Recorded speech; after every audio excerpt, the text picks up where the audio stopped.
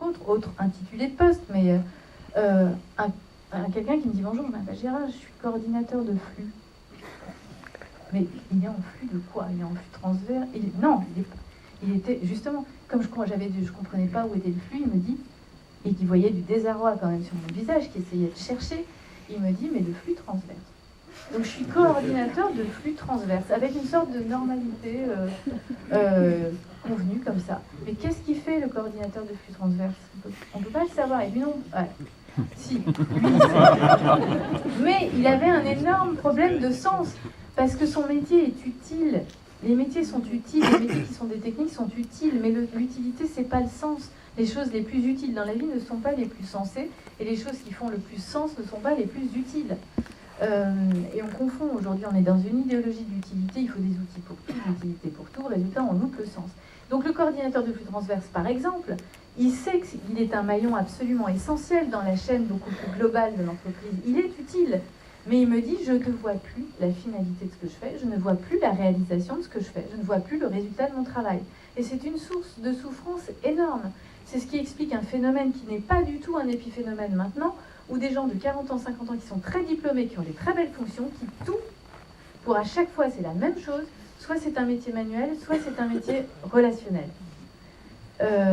Vous êtes dans cette phase? J'ai l'impression. Et c'est-à-dire des métiers où il y a de la matière, que ce soit de la matière humaine ou que ce soit de la matière animale ou du sport, où on voit qu'on change, qu'on transforme de la matière. Et c'est excessivement jouissif pour l'esprit et nécessaire pour l'esprit de se dire qu'on réalise quelque chose de concret, qu'en réalisant quelque chose de concret, on se densifie, on se réalise soi-même. Mais voilà pourquoi on traverse une crise de sens, parce que, hypothèse, il y en a d'autres, mais en tout cas on traverse cet univers, on est dans un univers de la technique. Pourquoi j'insiste tant là-dessus, comme ce que j'ai dit pour la prise de risque et l'intuition? Parce que se poser la question du pourquoi et pouvoir y répondre, c'est une spécificité humaine. Jamais l'intelligence artificielle ne se posera et ne se pose la question du pourquoi. Elle n'en a rien à faire, elle n'est pas autoréflexive. Même l'IA forte ne se pose pas la question du pourquoi. C'est pas du tout son job. C'est vraiment une prérogative humaine de pouvoir répondre à la question du pourquoi.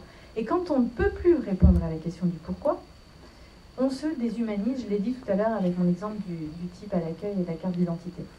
Et je veux prendre deux exemples qui illustrent ça. Si vous regardez le procès Eichmann à Jérusalem, Eichmann, officier d'Hitler, justifie ses actes, autrement dit l'industrialisation de la mort, en disant, et ce sont ces mots, vous pourrez regarder ce soir, enfin un autre soir, mais vous pouvez regarder, je faisais très bien mon travail, j'appliquais les procédures, j'avais pas le choix, j'obéissais aux ordres. Et tout était soi-disant fait par les nazis pour parcelliser, techniciser les tâches et qu'ils ne voient plus la finalité de ce qu'ils font. Ça, c'est faux. Historiquement, les nazis avaient un dessein très clair, un but très clair. Mais ce qui est intéressant, c'est pas le poids historique de l'argument, c'est le poids argumentatif, justement. L'argument est suffisamment fort pour l'utiliser auprès des juges. Donc là, le raisonnement est très fort. Et c'est celui-ci qu'il faut combattre. J'applique parce que je dois appliquer. Ça, c'est ce que Hannah Arendt, la philosophe qui a assisté au procès Eichmann, qui a commenté le procès Eichmann en tant que journaliste, et elle en a fait un livre, Eichmann à Jérusalem, a appelé la syncope de la pensée. Quand on applique pour appliquer, quand on se met sur des rails, et l'esprit aime se mettre sur des rails, il y a un biais cognitif de l'esprit humain qui aime se mettre sur du procédural, parce que c'est confortable de ne plus se poser de questions. C'est Kant, vous savez, qui ne parlait pas des Yupala, évidemment, c'était pas le terme, mais enfin, il parlait des roulettes pour enfants. Il disait de même que le Yupala dispense les bébés d'avoir à marcher, le process dispense les esprits d'avoir à penser. Et c'est exactement ce qui se passe. On aime se mettre là-dessus parce que ça roule.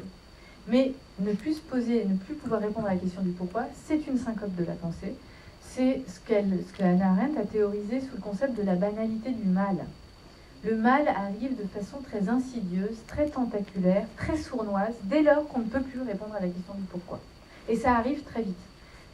Autre exemple, parce que je ne dis pas qu'un petit Eichmann sommeille en chacun de nous, c'est pas ça, mais simplement, on n'est pas très loin de cette logique-là quand on regarde l'expérience de Milgram. Je ne sais pas si vous connaissez cette expérience-là. Non.